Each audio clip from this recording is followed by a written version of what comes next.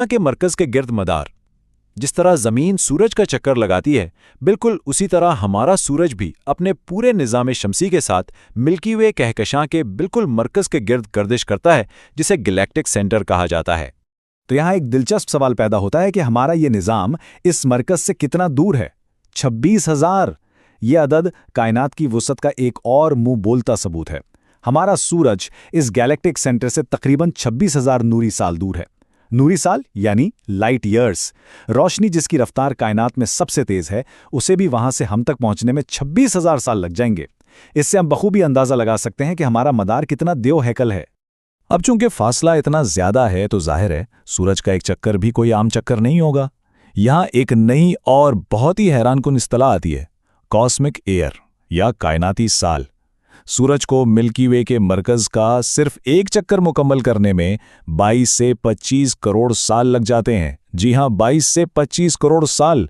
ये वक्त का एक ऐसा पैमाना है जो हमारी आम सोच से भी कहीं आगे है। तो क्या इसका मतलब यह है कि हम खला में आहिस्ता आहिस्ता रेंग रहे हैं? बिल्कुल नहीं। और यहां रफ्तार का वो पहलू सामने आता है जो वाकई होश उड़ा देने वाला है। सूरज और हमारा पूरा निज़ाम शमसी 230 किलोमीटर फी सेकंड की नाकाबिले यकीन रफ्तार से भाग रहा है। एक सेकंड में 230 किलोमीटर, यानी जब तक मैंने ये जुमला अदा किया हम खला में हजारों किलोमीटर का सफर तय कर चुके हैं। लेकिन इस बेतहाशा रफ्तार के बावजूद मदार इतना वसी है कि एक चक्कर पूरा होने में फिर भी करोड़ों साल लग जाते हैं। एक और अहम पॉइंट यह है कि सूरज का ये मदार बिल्कुल गोल नहीं है, ये एक बैज़वी मदार या ओवल शेप है। इस लंबे सफर के दौरान सूरज का गहकक्षा के मरकज से फासला हमेशा एक जैसा नहीं रहता।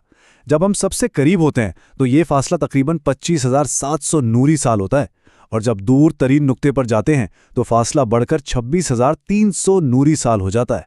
ये दिखाता है कि हमारा पूरा निज़ाम हर वक्त कितना मुतहर्रिक है। तो इन सब हैरत अंगेज बातों के बाद आइए इस हकीकत पर थोड़ा गौर करते हैं कि इस बेकिरां कायनात में हमारी अहमियत और हैसियत क्या है। हमारी ज़मीन जो हमें सब कुछ लगती है, वो एक ऐसे सूरज के गिर्द घूम रही है जो खुद अरबों सितारों के हुजूम में एक आम सा सितारा है, और वो अपने मरकज़ के गिर्द करोड़ों साल के एक चक्कर काट रहा है। क्या इस वक्त उन अनदेखी गहराइयों में और भी ऐसे कई निज़ाम बिल्कुल उसी तरह गर्दिश कर रहे होंगे? ये एक ऐसा सवाल है जो हमारे अंदर कायनात को मज़ीद जानने की जुस्तजू को हमेशा रोशन रखेगा।